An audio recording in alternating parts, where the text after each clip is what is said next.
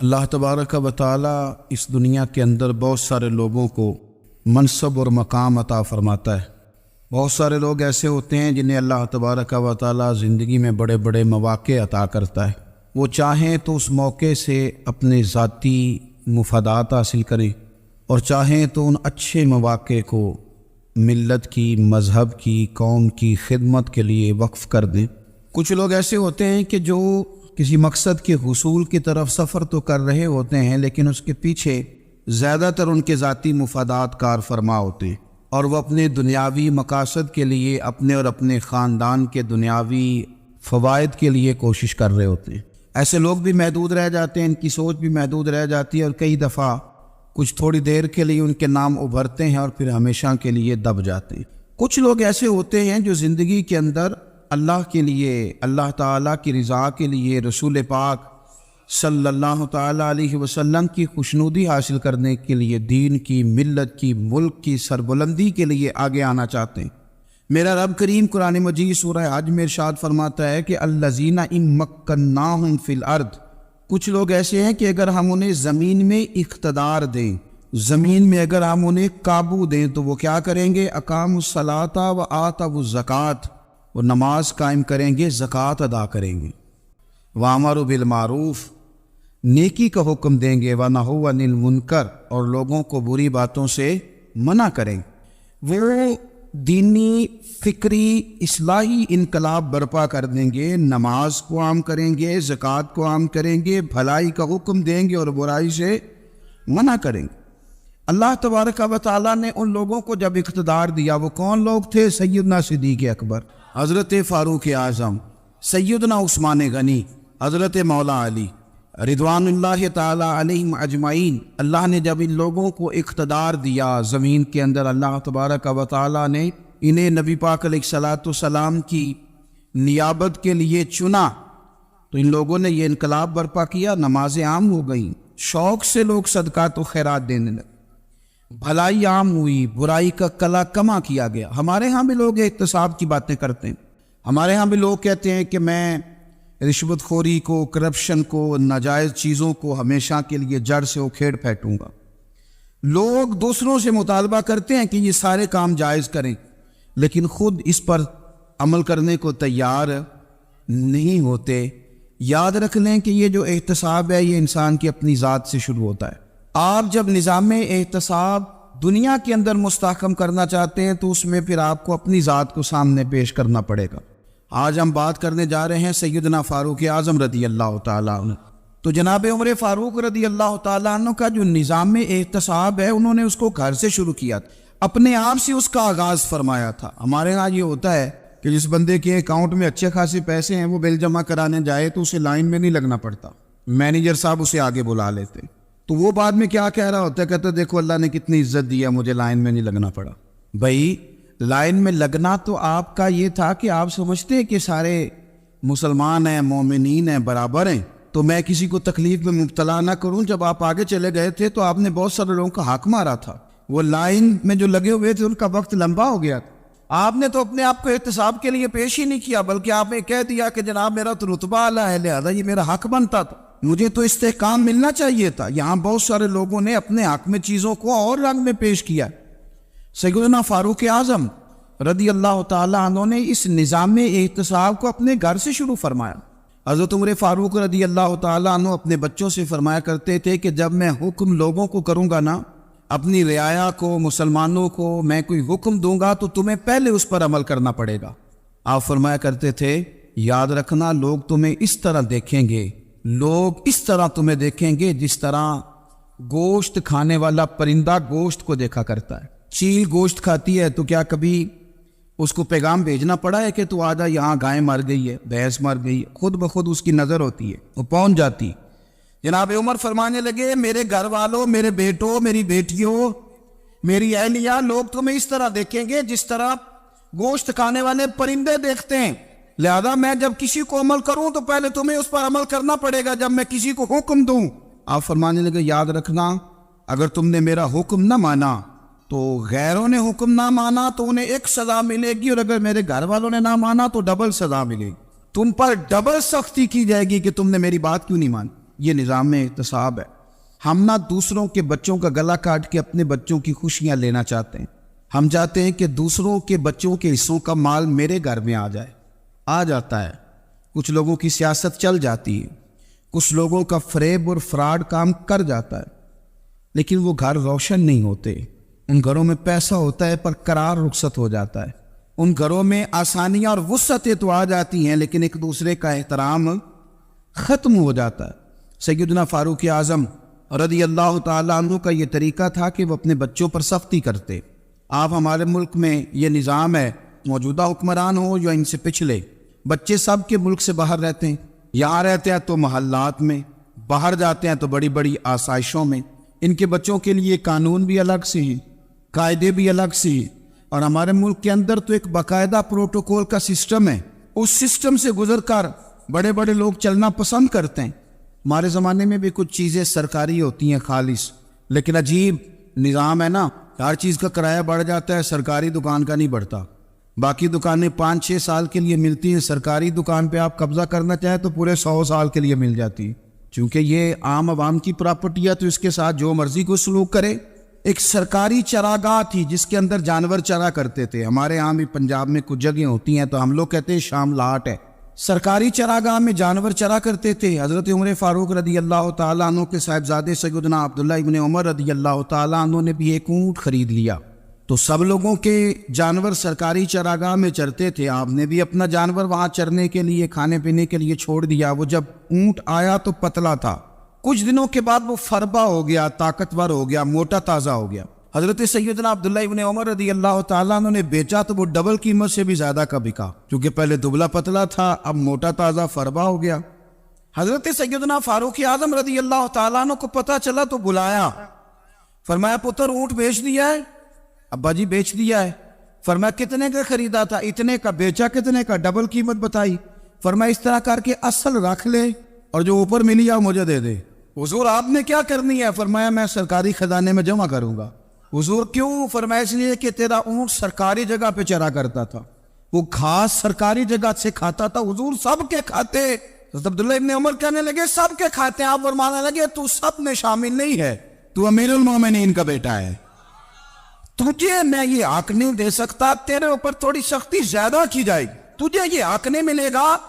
تو اپنے اونٹ کو چونکہ سرکاری چراگاہ میں چرایا کرتا تھا، لہذا تجھے وہ جو اصل رقم یہاں جمع کرانی پڑے گی۔ ہمارے تو بچے پہلی بات تو یہ ہے کہ بات ہی نہیں سنتے، یہ سب کے بچوں کی بات کر رہا ہوں، ٹیچر کے بچے ہوں، سیٹھ کے بچے ہوں، پیر کے بچے ہوں، امام صاحب کے بچے ہوں، کسی کے بچے ہوں، پہلے تو سنتے نہیں، اور اللہ خیر کرے اگر آپ کوئی سنانا چاہیں تو فوری طور پر وہ ہوم منسٹری کے پاس پہنچ جاتے، ان کی اماں ان کی وکیل بن جاتی، آپ کہہ ہی کچھ نہیں سکتے، حالات رخ بدل جاتے۔ اس کا نقصان یہ ہوتا ہے کہ ان کو تراشا نہیں جا سکتا، ان کو ہیرے نہیں بنایا جا سکتا، ان کے اوپر کچھ ایسی میل کچیل چڑھ جاتی ہے جو بڑی عجیب و غریب ہوتی۔ اور کچھ لوگ ایسے ہوتے ہیں جو خرابی کرنے میں بھی اپنا کردار ادا کرتے ہیں، خرابی کرنے میں، اور بڑے لوگوں سے منسلک ہونے کے لیے لوگ رستے تلاش کرتے ہیں، رستے۔ میں چونکہ چیزوں کا مطالعہ کرنے کا بڑا شوقین ہوں، تو میری والدہ داخل تھی کئی سال پہلے ہسپتال میں، تو مجھے اس ہسپتال میں کچھ دن رہنا پڑا، ایک پرائیویٹ ہاسپٹل تھا، تو اس میں انہوں نے جگہ جگہ لکھ کے لگایا تھا ملازمین کو بخشیش نہ دیں، ہم ان کو بڑی اچھی معقول تنخواہ دیتے ہیں، سیلری بڑی عمدہ ہے، تو لوگ بخشیش نہ دیں۔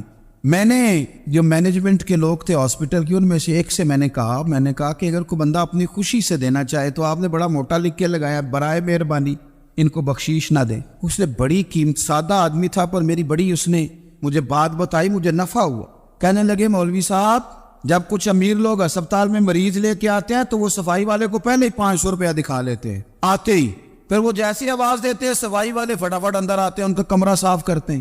تو سارے تو بیچارے اتنے مالدار نہیں ہوتے کہ آتے ہی پہلے کام والے کو 500 دیں۔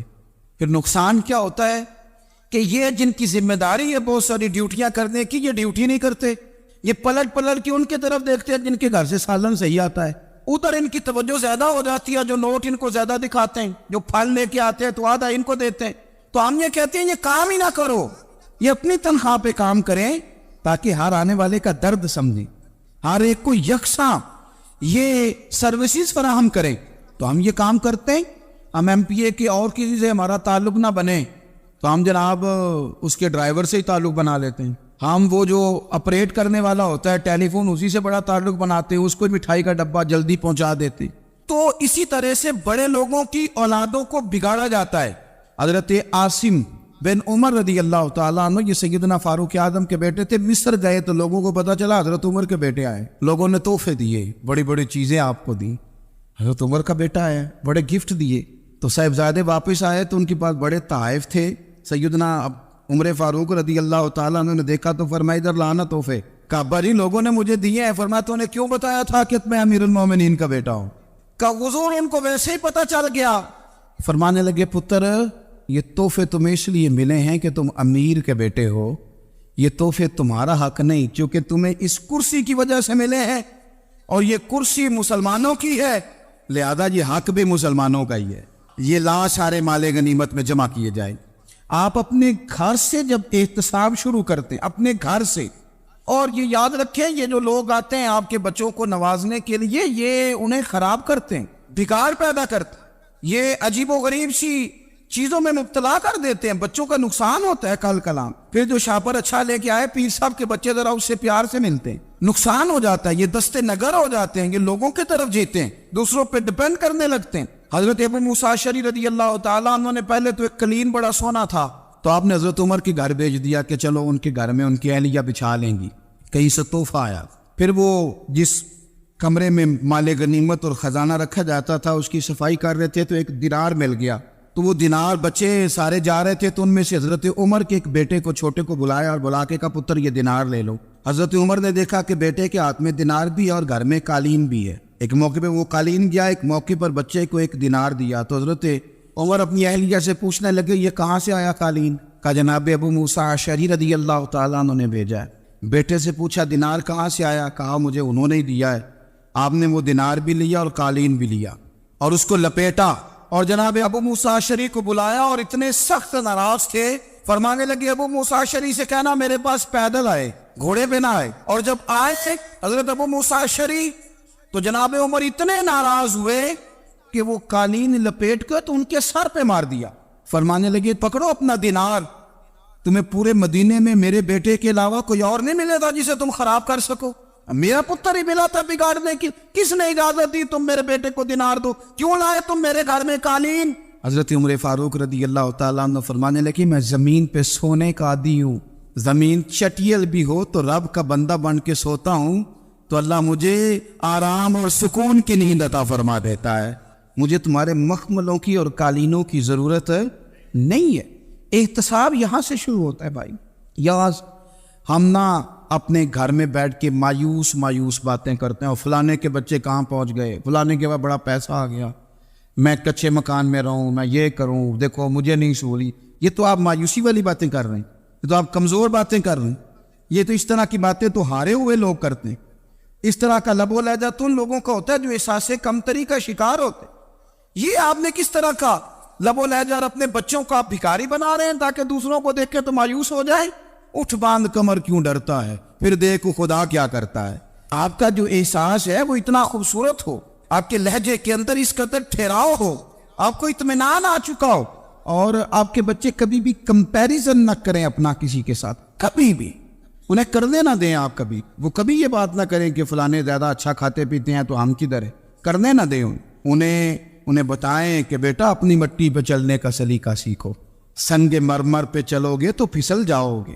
ان کو بتائیں کہ جو تمہارے پاس ہے یہ خدا کا عطیہ ہے، اسی پر تم نے قناعت کرنی کبھی بھی. حضرت زید بن حارثہ سے نبی پاک صلی اللہ علیہ وسلم کو بڑا پیار تھا. پھر ان کے بیٹے حضور کے غلام زادے حضرت اسامہ بن زید کے ساتھ بھی حضور بڑا پیار کرتے. لیکن یہ تو مسلمہ حقیقت ہے نا کہ عظمت اور شان تو سیدنا فاروق اعظم کی زیادہ ہے.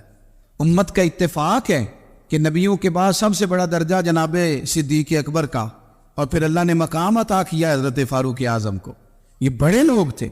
ایک دفعہ مال تقسیم ہو رہا تھا تو حضرت عمر رضی اللہ تعالیٰ عنہ نے نا حضرت اسامہ بن زید کو 4000 دینار دیے اور اپنے بیٹے عبداللہ ابن عمر کو 3000 دینار دیے.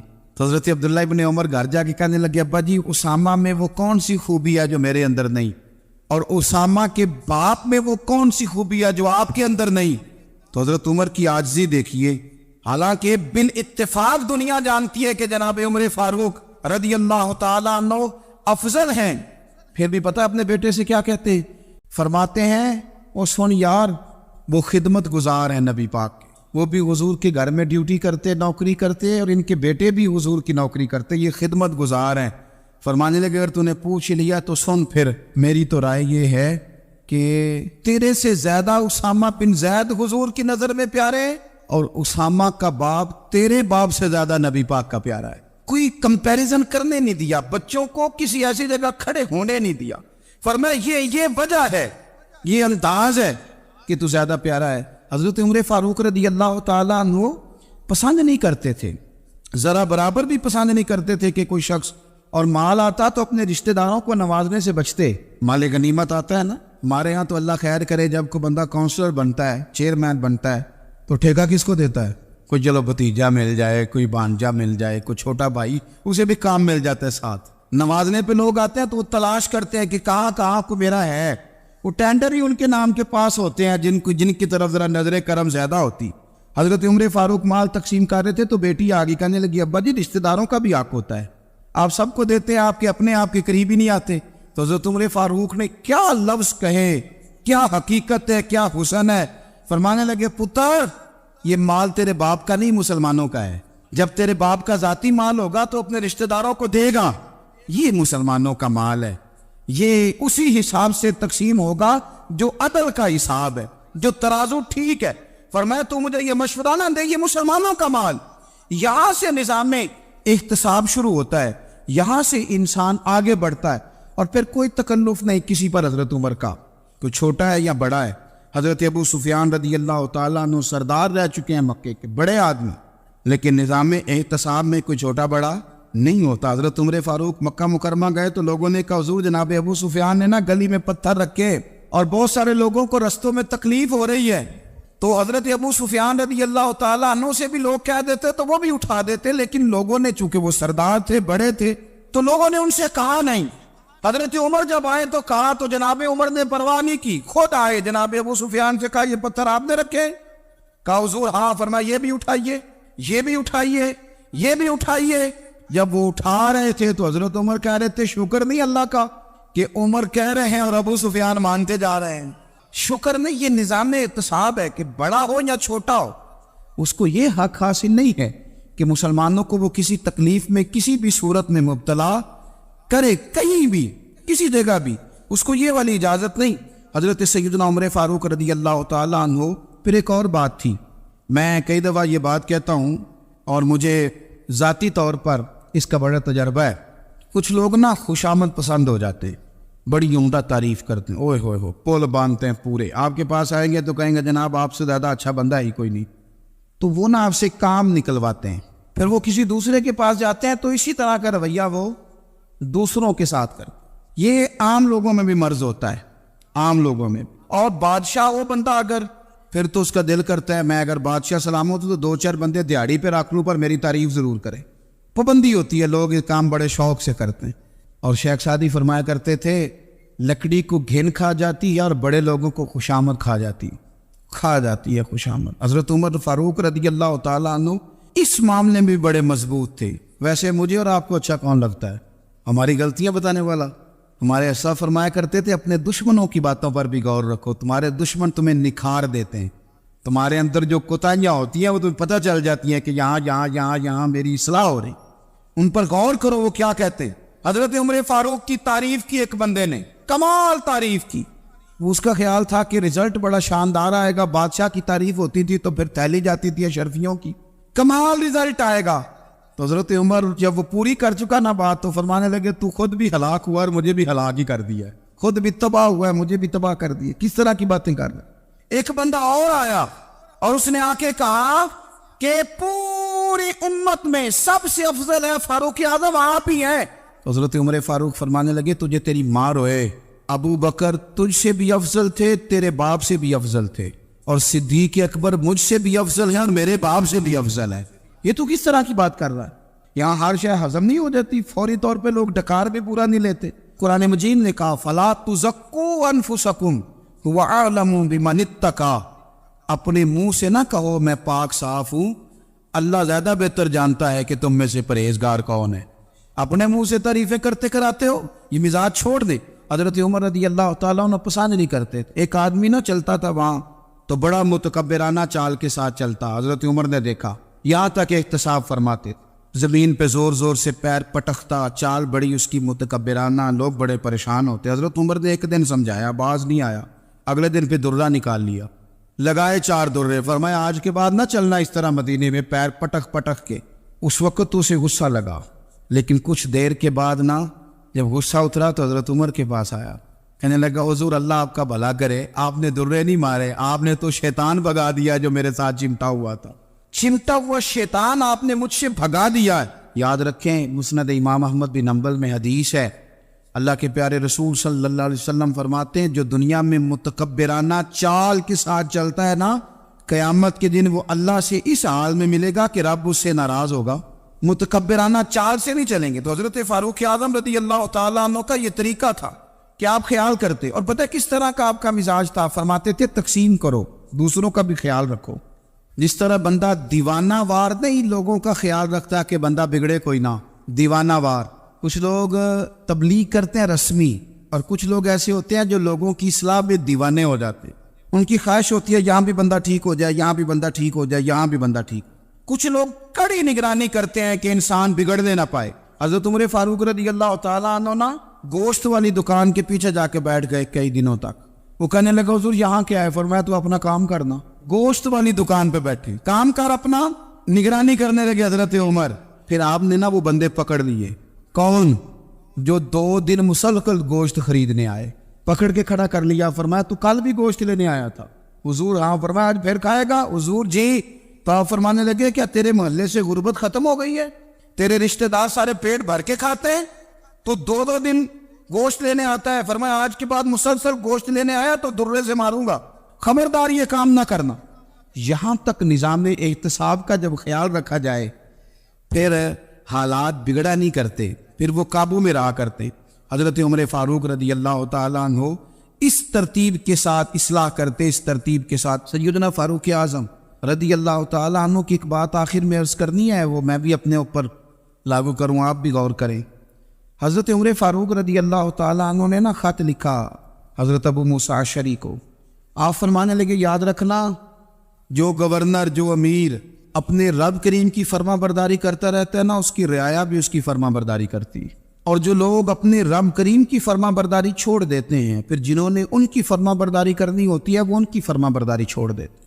آپ نے سپہ سالاروں کو خط لکھے تھے، فوج کے جو جرنیل تھے، کمانڈو تھے، ان کو خط لکھے تھے، فرمایا جو سپاہی نماز نہیں پڑھتا اسے فوج سے نکال دو، اور ساتھ لکھا تھا یاد رکھو جو رب کا وفادار نہیں وہ ہمارا کیسے ہو سکتا ہے، نکال دو ان لوگوں کو، فوج سے الگ کر دو۔ ہم آج جو بے پناہ پریشان ہیں، ہمارے بچے بات نہیں مانتے، شاگرد بات نہیں مانتے، ہم شکوے کرتے ہیں، بے ادبی بڑھ گئی۔ ادب کے ساتھ میں گزارش کروں گا بڑوں کی بارگاہوں میں، جو میری طرح کے بڑے بنے ہوئے ہیں، بزرگوں سے نہیں بات کرتا، ان سے میں کہوں گا کہ ہمیں ایک دفعہ اپنے اوپر بھی تو غور کر لینا چاہیے، کہیں ایسا تو نہیں ہے کہ ہم جب تک اللہ تعالیٰ کے فرما بردار تھے، جب تک ہم تقوی کے معیار پر تھے، ہماری بات ماننے والے ہماری بات مان رہے تھے، کہیں ایسا تو نہیں کہ ہم اس معیار سے ہل گئے ہیں تو اب جو ہمارے فرما بردار تھے وہاں سے ہل گئے۔ حضرت عمر رضی اللہ تعالیٰ عنہ فرمایا کرتے تھے کہ لوگوں کو عجب میں مبتلا نہیں ہونا چاہیے، خود پسندی کا جو ماحول ہوتا ہے اس سے لوگوں کو ہمیشہ نکلنا چاہیے۔ حضرت عمر کے ایک صاحبزادے نے کنگھی کر لی، اچھا لباس پہن لیا تو درہ مارا جناب عمر نے، تو آپ کی بیٹی کہنے لگی ابا یہ تو بالکل جائز ہے، اچھے کپڑے پہننا، اچھا لباس پہننا اور سر میں کنگھی کر لینا، اس پر درہ کیوں مار دیا؟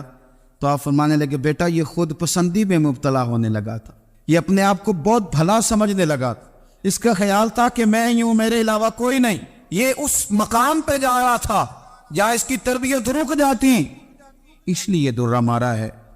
ایک دفعہ حکومتی معاملات کے اندر آپ کی اہلیہ نے مشورہ دینا چاہا، بڑے کام بیویاں نہیں کرتی، بڑے بڑے معاملات میں مداخلت نہیں کرتی۔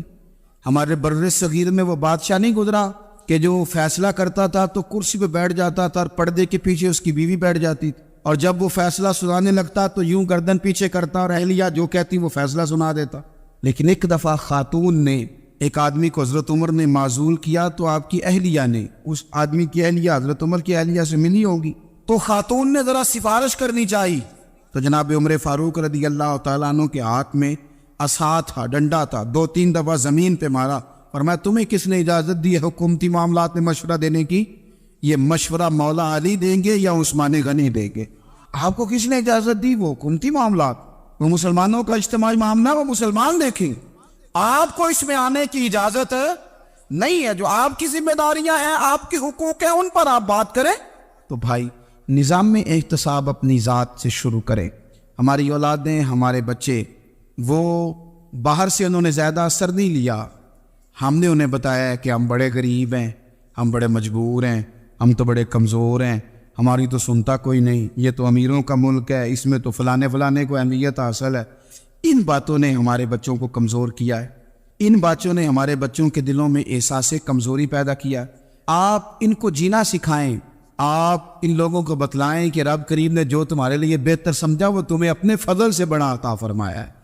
آپ ان کو ان کے مقام پر رہ کر خوددار اور قناعت پسند ہونا سکھائیں، آپ یقین کریں گھر امن والا بن جائے گا۔ بچے اگر بھنا ہوا گوشت کھا رہے ہوں اور پھر بھی لاڑی رہے ہوں کہ مسالہ میری مرضی کا نہیں، سٹائل میری مرضی کا نہیں، ٹیسٹ میری مرضی کا نہیں، یہ والا گوشت میں نے نہیں کھانا، یہ اس طرح کر کے بھنا ہوتا تو پھر میں نے کھانا تھا، وہ زیادہ خوفناک صورتحال ہو جاتی ہے۔ لیکن اگر ابا جی، اماں جی، گھر والے کھیتوں میں کام کر رہے ہوں اور بچے اچار کے ساتھ روٹی لے کے جائے اور بننے پہ بیٹھ کے، پھٹے پہ بیٹھ کے وہ پھر کھانا شروع کریں، اور جب وہ اچار آئے اور وہ ایک دوسرے کو کہیں کہ آج تو 2 کلے ہو گئے میرے کام کے، اس دفعہ تو دیکھنا ہماری فصل کتنی شاندار ہوگی، ایک دوسرے کو دیکھ دیکھ کے وہ ہنسی اور مسکرائے اور ان کی باتوں میں لذت ہو، اور پھر وہ کہیں کہ آم بڑے اچھے مل گئے تھے، دیکھو اچار کتنا سونا آ گیا ہے، دیکھو یہ کہ کس قدر زیادہ اچھا ٹیسٹ ہے، تیل بھی بڑا اچھا ہے، گل بھی بڑے وقت پہ گیا ہے۔ آپ یقین کریں یوں لگتا ہے کہ کائنات کی سب سے بہترین روٹی یہ لوگ کھا رہے ہیں۔ یہ سوچ حضرت عمر نے ہمیں دی ہے۔ حضرت عمر کا بیٹا مصر گیا، وہاں سے کمائی کر کے لایا، تجارت کرنے گیا، لاکھوں کا مال۔ کون سا باپ ہے دنیا میں جس کا بیٹا باہر سے پیسے لے کے آئے تو ابا تفصیل پوچھے کہ بیٹا کہاں سے کمائے، کہاں سے لایا، کتنے ملے، کیوں آئے؟ کون سا باپ تفصیل پوچھتا ہے؟ ابا تو کہتا ہے لا صحیح، اور تعریفیں کرتا ہے میرا بیٹا بڑی کمائی کرتا ہے۔ کبھی پوچھا ہے اس سے کہ ڈیوٹی صحیح دیتا ہے کہ نہیں؟ کبھی پوچھا ہے کہ تو ایمانداری کی روزی لاتا ہے کہ حرام کی کماتا ہے؟ یہ باپ کی ذمہ داری ہے، یہ اماں کی ذمہ داری ہے۔ پھر کہتا ہے بیماری کیسے آ گئی، پریشانی کیسے آ گئی؟ تو نے کبھی سوال کیا اپنی اولاد سے؟ حضرت عمر فاروق رضی اللہ تعالیٰ عنہ کا بیٹا مصر سے پیسے کما کے لایا تو جناب عمر نے بلایا، فرمایا بیٹے اتنی تو تیرے پاس راس ہی نہیں تھی، تھوڑے سے تو پیسے لے کے گیا تھا، اتنی کمائی کیسی ہو گئی؟ اتنے تو پیسے نہیں تھے صاحب، کہاں سے کمائی لائے؟ اس نے کہا ابا جی وہ جو میرے چچا ہے نا مصر کے گورنر، آپ کے دوست، انہوں نے میری مدد کی ہے۔ فرمایا جتنے لوگ گئے تھے سب کی ہے مدد اس نے؟ کہا نہیں صرف میرے کی۔ فرمایا تیرے کیوں کی؟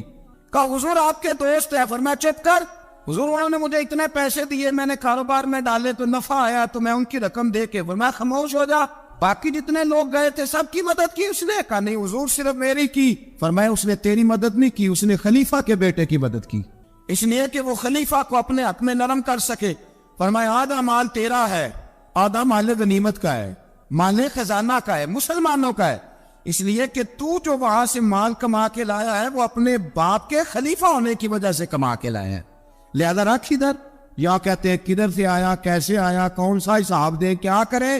او بھائی حضرت عمر رضی اللہ تعالیٰ عنہ کا اپنی اولاد کے بارے میں یہ رنگ ہے۔ ایک جنگ سے نا خوشبو آئی، خوشبو بڑی مہنگی ہوتی تھی، عرب میں خوشبو آج بھی بڑی مہنگی ہے، وہ زیادہ استعمال کرتے۔ میری باتوں کی سمجھ آ رہی ہے میرے بھائی؟ بڑی مہنگی خوشبو تھی۔ جب وہ خوشبو آئی تو حضرت عمر نے کہا، گھر میں پہلے پہنچی حضرت عمر کے، چونکہ زیادہ عورتیں استعمال کرتی تھی گھر کے اندر خوشبو، مرد بھی لگاتے تھے۔ حضرت عمر نے اپنی بیوی سے کہا، آپ کی زوجہ تو تھی وہ بڑی خوشبو کو پسند کرتی۔ حضرت عمر نے اپنی زوجہ سے کہا کہ خوشبو لاؤ، میں نے ایک عورت کی ڈیوٹی لگائی ہے، وہ خوشبو تول کے نا تو بھائیسا برابر صحابہ میں بانٹ دے گی۔ تو آپ کی زوجہ کہنے لگی کسی بی بی کی ڈیوٹی لگانے کی کیا ضرورت تھی، میں جو موجود تھی میں بانٹ دیتی ہوں تول کے بھائیسا برابر۔ آپ نے فرمایا نہیں تو رہنے دے، وہ فلانے بی بی بانٹے گی۔ حضور میں نے بھی بانٹنی ہے، میرے پہ کچھ حق ہے؟ آپ نے فرمایا نہیں تو تفصیل نہ پوچھ، تو خوشبو دے دے، کوئی اور بانٹے گی۔ خاتون خانہ تھی نا، کہنے لگی نہیں مجھے بھی آج آپ کو بتانا ہی پڑے گا کہ کوئی جو بانٹ سکتی ہے تو میں کیوں نہیں بانٹ سکتی؟ زوجہ کہتی عمر نے بات کی تو میری چیخیں نکل گئیں. حضرت عمر فرمانے لگے جب تو خوشبو بانٹے گی نا تیرے ہاتھوں کو بھی لگے گی, تیرے دوپٹوں کو بھی لگ جائے گی.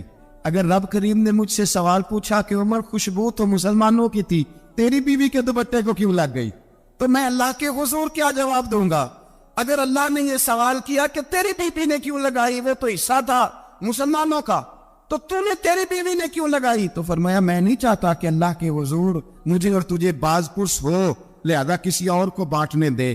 زوجہ روئی اور تڑپ کے کہنے لگی عمر مجھے لگتا ہے صبح قیامت بھی تیری بیوی ہونے کی وجہ سے اللہ مجھے جنت عطا فرما دے گا, تیری زوجہ ہونے کی برکت سے. بھائی یہ معیار رکھا, خدا کی قسم ایسا شخص تاریخ میں دوبارہ نہیں آیا. اتنا بڑا آدمی, اتنا بڑا شخص, اتنا بڑا آدمی, اور پھر رنگ یہ ہے کہ عمر 22 لاکھ مربع میل کا حکمران, اور کھجور کے درخت کے نیچے مٹی کا ڈیلا لے کے سو گئے ہیں, پرواہ کوئی نہیں, کوئی مسئلہ ہی نہیں. 2 غلام ساتھ بیٹھے, ایک روٹی حضرت عمر نے گھر سے منگوائی, تھوڑا سا سرکہ, تو غلام کہنے لگے ہم نے بھی کھانی ہے. فرمایا کوئی حرج نہیں, روٹی کو پیٹ بھر کے کھانا ضروری تو نہیں, 3 حصوں میں بانٹ لیتے.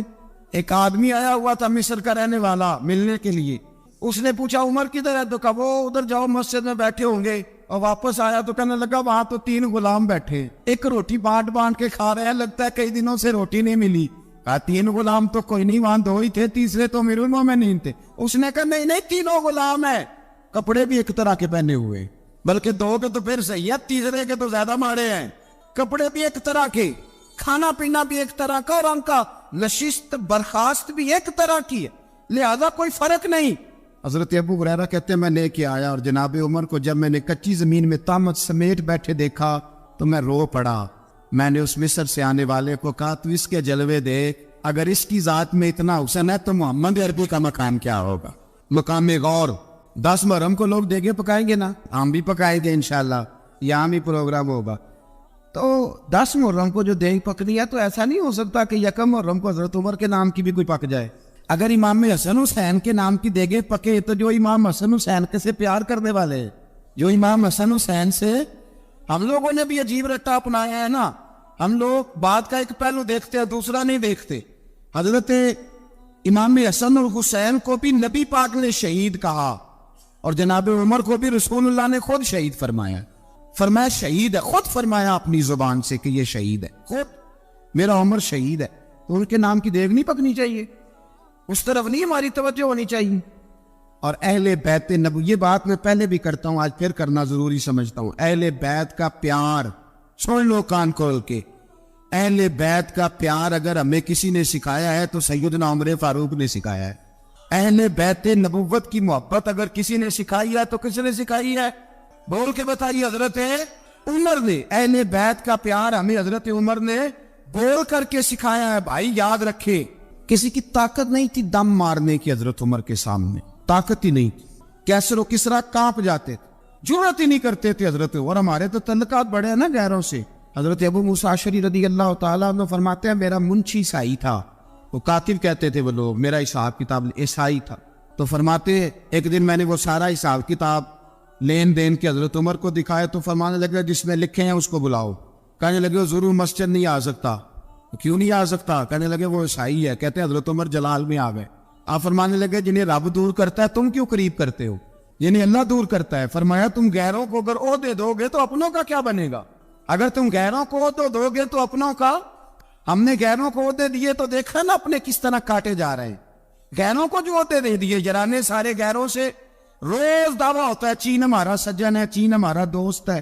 او بھائی دوست ہے تو اس سے کہو نا کہ برما تو تمہاری ایک چھوٹی سی ریاست ہے, چین کے بغیر تو وہ سانس بھی نہیں لے سکتا. اس کو کہو نا اس حکومت پہ دباؤ ڈالے. لیکن ہم لوگوں نے غیروں کو عہدے دیے تو اپنے پس گئے. حضرت عمر کہتے تھے ذمی کا ہم ادب کریں گے, ذمی کافر کا ہم, ایسا کافر جو مسلمان ریاست کو قبول کرے, بدامنی نہ پھیلائے. ایک آدمی کو آپ نے دیکھا آنکھوں سے نابینا ہے اور بھیک مانگ رہا ہے, تو حضرت عمر کو نظر آ گیا. فرمایا کون ہو؟ اس نے کہا میں یہودی ہوں. فرمایا بھیک کیوں مانگتی ہو؟ کہا جب تک تندرست تھا مسلمانوں کو جزیہ دیتا تھا, بوڑھا ہو گیا ہوں کیا کروں. حضرت عمر نے گھوڑے کی پشت پہ بٹھایا, کافر کو گھوڑے کی پشت پہ بٹھایا اور بٹھا کے مدینے لائے. حضرت علی شیر خدا وزیر خزانہ تھے. فرمایا علی اس کا وظیفہ جاری کرو. کہا یہ کون ہے؟ فرمایا یہ یہودی ہے لیکن یہ ہمیں جزیہ دیتا رہا, بوڑھا ہو گیا بیچارہ, بھیک مانگنے پہ مجبور ہے, ہماری حکومت کے اندر رہتا ہے, اس کا پورا وظیفہ جتنا خرچہ اتنا وظیفہ لگاؤ. حضرت علی کہتے ہیں میں وظیفہ لگا رہا تھا اور وہ میرے نبی کا کلمہ پڑھ رہا تھا, وہ رسول اللہ کا کلمہ پڑھ رہا تھا. یہ مزاج, یہ نہیں کہ کافر. حضرت عمر نے گورنروں کو خط لکھے تھے کہ زبردستی کسی کو مسلمان نہیں کرنا, جہاں ان کی عبادت گاہیں بنی ہو گرانی نہیں, کوئی مندر کوئی گرجا ضائع نہیں کرنا. اسلام سب کو جینے کا موقع دیتا ہے, پر بے ایمانو ظالمو بدذاتو تمہیں یہ کہتا ہے کہ ہم تمہیں جینے کا موقع دیتے, تم بھی مسلمانوں کو جینے کا موقع دو. امام حسن ملنے, آپ یقین کریں میں جب اس واقعہ کو پڑھتا ہوں تو میرا دل جھوم جاتا ہے.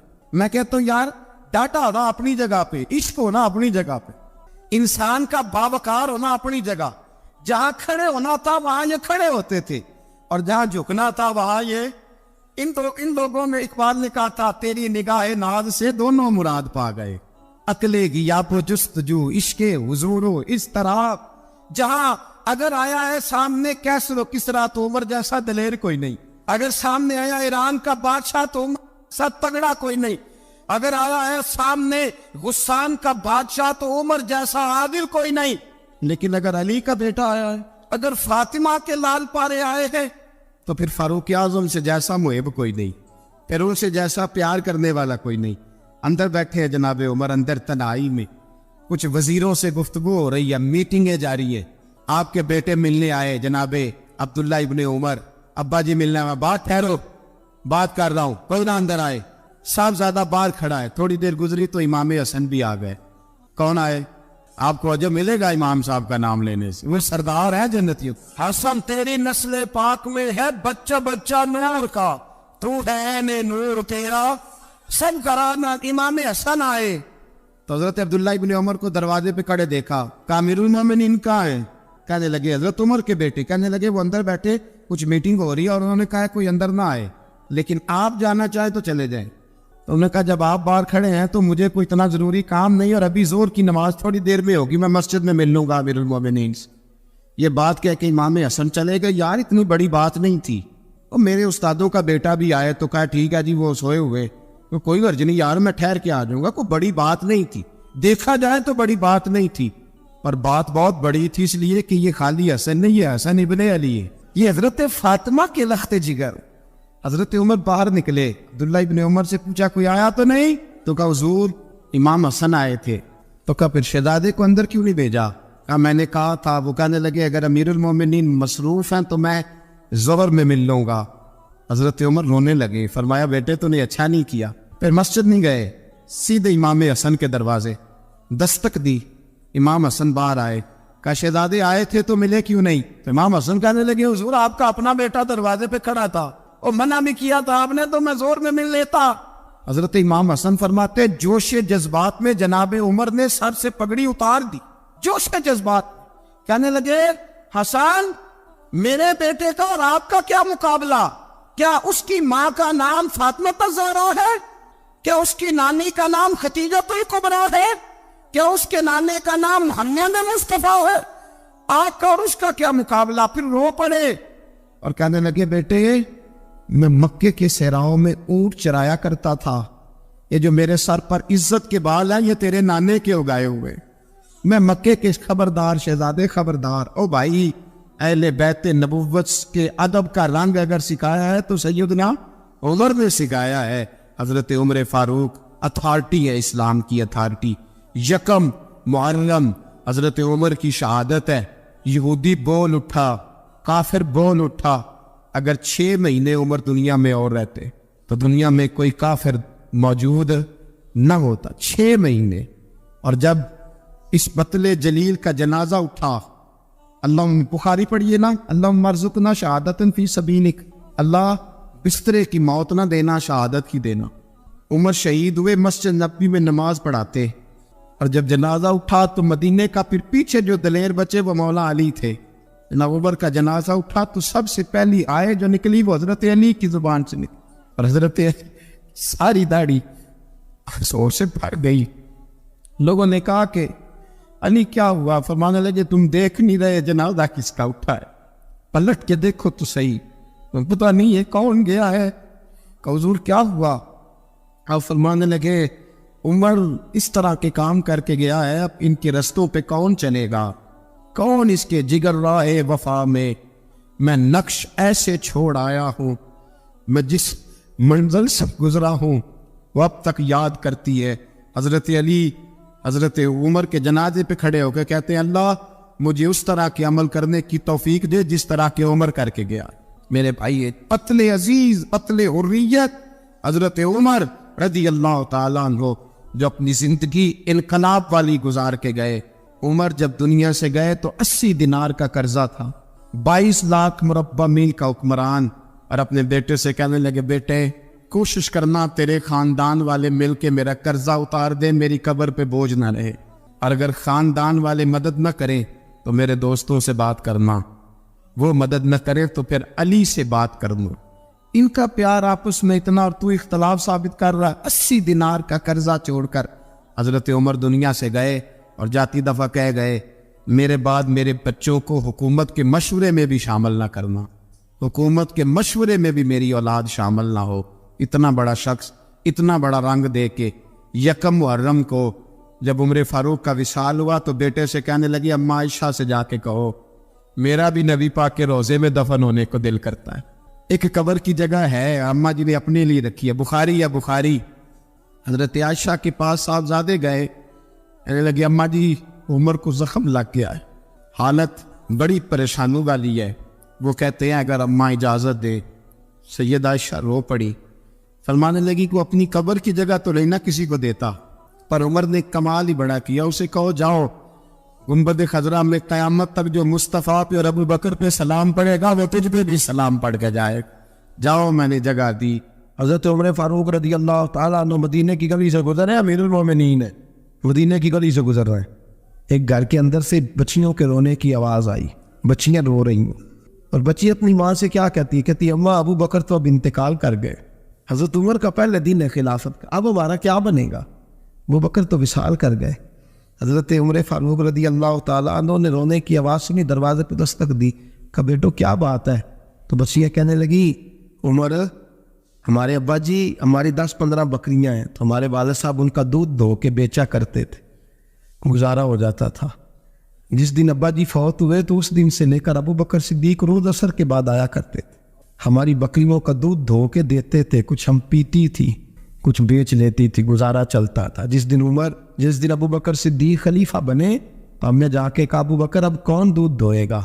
تو سیدنا صدیق اکبر رضی اللہ تعالیٰ عنہ نے فرمایا بیٹے پہلے تو میں مرضی سے خدمت کرتا تھا، اب تو مصطفیٰ کی امت کی نوکری میری ڈیوٹی بن گئی ہے، تو میں آؤں گا۔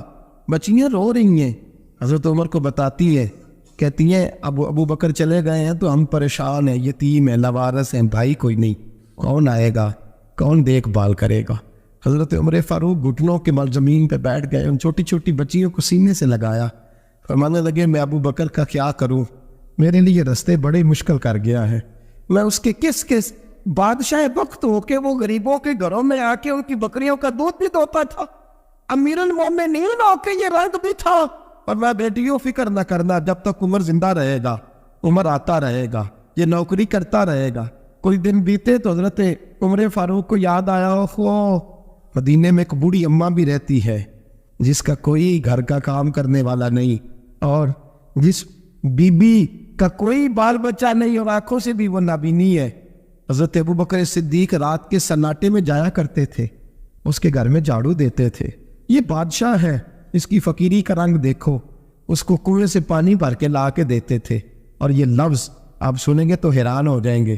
اس بوڑھی اماں کے لیے نا ایک کونے میں گھر میں دور بار سینے میں ایک جگہ کھود دی تھی جہاں وہ بی بی پخانہ اور پیشاب کرتی تھی۔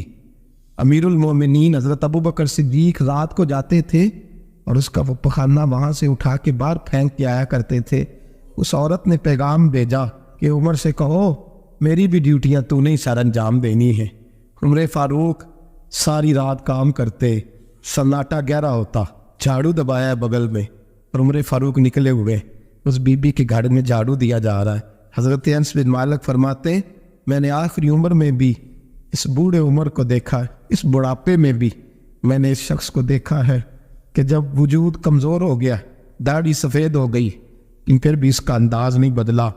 اس نے ساری زندگی بادشاہی میں فقیری کر کے گزار دی، یہ پھر بھی کسی کے گھر میں جھاڑو دیتا ہے، کسی کی بکریوں کا دودھ دھوتا ہے، یہ کسی غریب میرے دوست یہ۔ اور جب سیدنا فاروق اعظم رضی اللہ تعالیٰ عنہ خطبہ دینے بیٹھتے تو کپڑے پھٹے ہیں، پیبند لگے ہیں، مزاج سادہ ہے، بڑا مال آیا ہے، بڑا مال، لیکن تقسیم کر دیا۔ اور یہی انداز آگے اپنے گورنروں کو دیا۔ حضرت سعید بن عامر رضی اللہ تعالیٰ عنہ آپ کے گورنر ہیں، حمص کے گورنر ہیں۔ جب لسٹ آئی نا غریبوں کی، حضرت عمر نے کہا کہ حمص کے جتنے غریب لوگ ہیں ان کی لسٹ بنا کے بھیجو، ان کو چندہ لگانا ہے۔ تو 17ویں 18ویں نمبر پر حضرت سعید بن عامر کا نام بھی آ گیا، گورنر صاحب کا۔ تو حضرت عمر نے سوچا شاید کوئی اور سعید بن عامر ہے، فرمانے لگے یہ کون ہے؟ جس کی ڈیوٹی لگائی تھی اس سے کہنے لگے یہ سعید کون ہے؟ تو کہا حضرت جی ہمارے صوبے کا گورنر۔ تو فرمایا اس کی لسٹ فقیروں میں؟ فرمانے لگے پتہ نہیں آپ نے کیا رنگ بھر کے بھیجا ہے، مہینہ مہینہ یہ شخص درختوں کے پتے کھا کے گزارا کر دیتا۔ کہ یہ میں فرشتوں کی کہانیاں نہیں سنا رہا آپ کو، میں آپ کو جنات کی جہار میں بالا کی باتیں نہیں، اس دھرتی پہ بسنے والے، اس دھرتی پہ وقت گزارنے والے میرے رسول پاک کے تیار کردہ ہیروں کی باتیں عرض کر رہا ہوں۔ حضرت عمر گئے ایک دفعہ، کہا مجھے بتاؤ تمہارا گورنر کیسا ہے؟ تو حمص کے لوگ کہنے لگے ہمیں اپنے گورنر سے 4 شکایتیں۔ کون کون سی؟ کہ پہلی بات تو یہ ہے کہ گورنر صاحب کو چاہیے فجر کے وقت آئے، یہ سورج نکل آتا ہے تو باہر آتے ہیں گھر سے، آپ کہہ کے تو دیکھیں کسی معمولی سرکاری ملازم سے بھی، پھر آپ دیکھیے آپ کا کیا بنتا ہے۔ کہا یہ سورج نکلتے وقت آتے ہیں۔ دوسری شکایت یہ ہے کہ دن کو ملتے ہیں رات کو نہیں ملتے۔ تیسری شکایت یہ ہے کہ مہینے میں ایک دن ملتے ہی نہیں گورنر صاحب۔ چوتھی شکایت ہے کہ روتے ہیں، کبھی کبھی اتنا روتے ہیں کہ بے ہوش ہو جاتے ہیں۔ حضرت فاروق اعظم نے کھڑا کر لیا، فرمایا سعید تیری شکایات آئینہ کا حضور حکم۔ فرمایا سنا ہے، پہلے تو فجر کے وقت آ جاتا تھا لوگوں کے مسائل سننے، اب تو سورج نکلتے وقت آتا ہے۔ کہا حضور بیوی بیمار ہو گئی ہے اور گھر میں نوکر تو ہے کوئی نہیں، تو میں سویرے اٹھتا ہوں تو پہلے ناشتہ بناتا ہوں، بچوں کو کھلاتا ہوں۔ اس عورت نے 35 سال میرے ساتھ وفا کی ہے، اب چارپائی پہ ہے تو میں اس کے منہ میں نکمے ڈالتا ہوں۔ کہا اسے کھانا کھلا کے جب وہ دعا دیتی ہے تو پھر نکلتا ہوں۔ تو کہا سنا ہے تو ہفتے میں ایک دن ملتا ہی نہیں، مہینے میں۔ کہنے لگی حضرت جی جب مدینے سے آیا تھا تو ایک کرتا اور ایک تامد ساتھ لایا تھا، مجھے آج 2.5 سال ہو گئے ہیں، میں نیا لباس نہیں خرید پایا۔ میں نے عرض کی میں اس دھرتی میں بسنے والے لوگوں کی داستان سنا رہا ہوں۔ کہا میں اپنی تاب میں دھو کر خشک ہونے کو ڈال دیتا ہوں، اسے آدھا دن لگ جاتا ہے، خشک ہوتی ہے تو تاب میں پہن کے قمیض دھو لیتا ہوں اور پھر قمیض ڈال دیتا ہوں۔ حضرت جی سارا دن بیت جاتا ہے تو باہر نہیں آ پاتا۔ حضرت عمر فاروق کی گردن جھک گئی، کہا سنا ہے تو رات کو ملتا ہی نہیں، یہ لفظ کہے تو حضرت سعید بن عامر کہنے لگے یہ میرا راز تھا، آپ میرے امیر نہ ہوتے تو کبھی فحش نہ کرتا، دن میں نے بندوں کے لیے رکھا ہے، رات اپنے رب کے لیے رکھی ہوئی ہے۔ میں رات کی تنہائیوں میں اپنے کریم کی بارگاہ میں جاتا ہوں اور میں سارے دن کے گناہوں کی معافی مانگتا ہوں، میں اپنی غلطیوں کی تلافی کا سوال کرتا ہوں، اس کے حضور جاتا ہوں، اسے دکھڑے سناتا ہوں، رات میری اس کے لیے بیت جاتی ہے۔ حضرت عمر کی اور گردن جھک گئی، فرمایا یہ بتا کہ تو ملتا ہی نہیں، کہ کبھی کبھی تو روتا ہے اور بے ہوش ہو جاتا ہے۔ حضرت جی 40 سال کی عمر میں کلمہ پڑھا ہے، جب 40 سال کے پچھلے گناہ یاد آتے ہیں تو کب پھر میں ضبط نہیں کر پاتا، وہ خطائیں، وہ پاپ، وہ جرم، وہ خطائیں جب سوچتا ہوں کہ رب کھڑا کر کے پوچھے گا بتا یہ جرم کیوں کیا، تو وہ احساس مجھے پریشان کر دیتا ہے۔ حضرت جی میں پھر برداشت نہیں کر پاتا، پھر میں تڑپ اٹھتا ہوں، میری یہ کوتاہیاں ہیں، بتائیے کیا کہتے ہیں۔ حضرت فاروق اعظم نے گردن اٹھائی تو آنکھوں میں آنسو تھے، کہنے لگے یا اللہ مجھے اس جیسے کچھ اور گورنر بھی عطا فرما، یا اللہ اس جیسے کچھ اور گورنر بھی۔ عزیزو اپنا حال کیا ہے؟ ملک شام جب فتح ہوا تو حضرت سعد بن ابی وقاص رضی اللہ تعالیٰ عنہ کہتے ہیں کہ کچھ لوگ مجھے کہنے لگے کہ ہم آپ سے معاملات طے نہیں کریں گے، ہم جزیہ دیں گے، ٹیکس دیں گے، اسلامی حکومت کے زیر اثر آئیں گے، لیکن آپ سے معاملات طے نہیں کریں گے، اپنے امیر کو بلائیے۔ تو حضرت سیدنا سعد بن ابی وقاص کہتے ہیں میں نے خط لکھا، فرماتے خط لکھا، حضرت عمر کو. میں نے کہا جناب آئیے. جواب میں حضرت عمر نے خط میں جواب لکھا کہ فلاں دن فلاں تاریخ فلاں وقت میں ملک کے شام پہنچ جاؤں گا. حضرت سیدنا عمر چلے گھر سے. ایک غلام، ایک گھوڑا، ایک نیزہ. حضرت فاروق اعظم نے کچھ کھجوریں، خشک کھجوریں، کچھ سرکہ باندھ کے رکھ لیا رستے میں کھانے کو. یہ بادشاہی میں فقیری ہو رہی ہے. لاکھوں مربع میل کا حکمران ہے، کروڑوں اربوں روپے پاس پڑے ہوئے ہو. وہ ساری چیزیں رکھ لی اور سیدنا عمر فاروق رضی اللہ تعالیٰ عنہ چلنے لگے.